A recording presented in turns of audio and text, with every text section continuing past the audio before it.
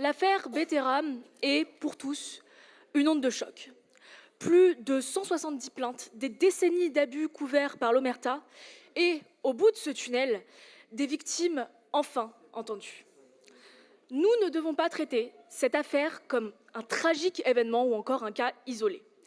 La réalité, c'est qu'il s'agit d'un système qui a prospéré dans l'impunité au sein d'établissements privés censés garantir un cadre éducatif sûr.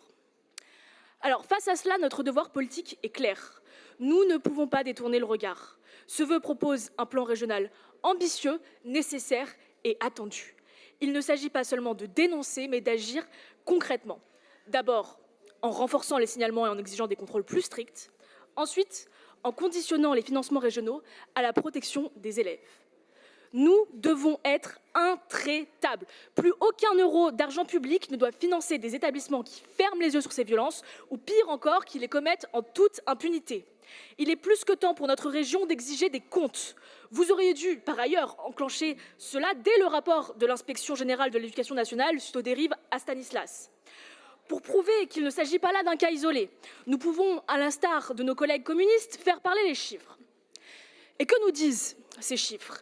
Justement, ils sont tout à fait accablants puisque selon le rapport de la Ciivise, 24% des violences sexuelles en milieu scolaire ont lieu dans des établissements privés. Mais alors la question que tout un chacun s'est posée face à cette horreur était comment ?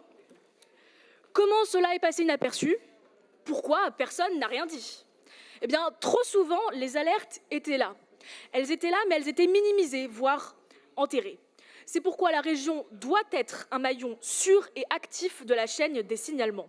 Le vœu du groupe GCEC engage la région à saisir systématiquement les autorités, à se porter partie civile si nécessaire et à mobiliser ses propres dispositifs d'aide aux victimes. Des mesures que nous ne pouvons que saluer, tant elles pourraient en réalité changer les choses si elles étaient correctement exécutées. Nous saluons aussi la volonté d'agir sur la prévention. Sensibilisation des élèves, affichage du 119 dans tous les espaces numériques, renforcement des dispositifs d'éducation à la vie affective et sexuelle.